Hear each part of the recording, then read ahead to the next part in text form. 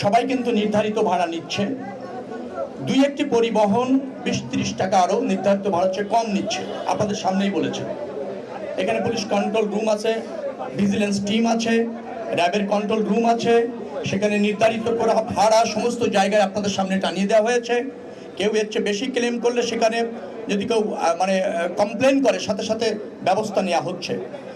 পুলিশের control room, vigilance team এবং র্যাবের কন্ট্রোল রুম বলেছে কোনো অভিযোগ খুব একটা তারা পাননি, খুব একটা ব্যত্যয় এখানে ঘটেনি, নির্ধারিত ভাড়া নেওয়া হচ্ছে এবং বাসগুলি যথাসময় ছেড়ে যাচ্ছে, যাত্রী কোনো হয়রানির শিকার হচ্ছে না। এখনো পর্যন্ত যারা বিভিন্ন রুটে কিন্তু অ্যাভেলেবেল টিকিট আছে, কয়েকটা রুট আছে যেখানে টিকিট অলরেডি সোল্ড আউট হয়ে গেছে।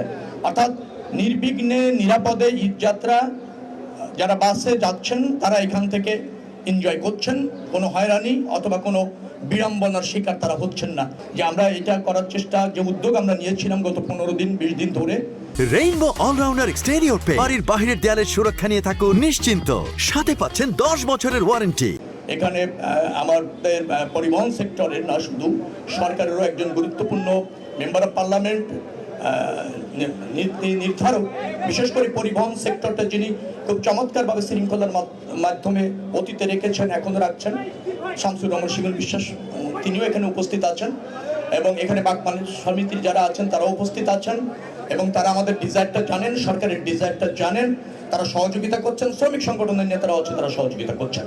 অর্থাৎ ভাড়া বৃদ্ধি, অতিরিক্ত নেওয়ার কোনো নিদর্শন আমি এখানে পেলাম না এবং আপনাদের সামনেই সেটা পেলাম না, আপনাদের সামনেই।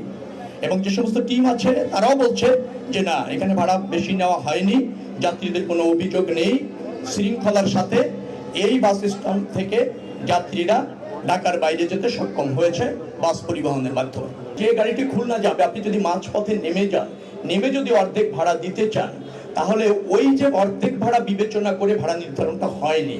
যেহেতু তার রুটটা হচ্ছে গাবতলী থেকে সরাসরি খুলনা, তার ব্যয়টাও খুলনাগামী একটা গাড়ির জন্য যা থাকে, যার ফলে টিকিটেও তাকে সেই ভাড়াটা নিতে হচ্ছে। অনেক সময় অনেক যাত্রী তার যে গন্তব্য, সেখানে যাওয়ার পথে যে মাঝপথে গন্তব্য, সেখানে হয়তো অ্যাভেলেবেল টিকিট না থাকার ফলে অথবা অ্যাভেলেবেল বাস না থাকার ফলে তিনি হয়তো স্বেচ্ছায় ওই গন্তব্যে যাওয়ার জন্য ওই টিকিটটা কেটেছেন। যমুনা সেতুতে যা নিয়মিতভাবে যান চলাচল করে তার চেয়ে 32,000 গাড়ি কালকে বেশি গিয়েছে, 32,000 বেশি গিয়েছে নিয়মিত যাওয়ার চেয়ে। তো তারা তো সব অ্যাভেলেবেল ফুয়েল পেয়েছে।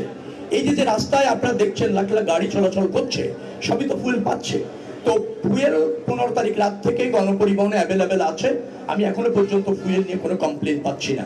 আর কেউ যদি পেয়ে না থাকেন ফুয়েল, আমি মনে করি এখন তো খুব ইজি হয়েছে, আপনি কমপ্লেন করতে পারেন, আপনি হটলাইনে ফোন করতে পারেন। আমরা সেটা দিয়ে রেখেছি পরিবহন ক্ষেত্রে, 16107 আমাদের হটলাইন নাম্বার আছে, 999 আছে।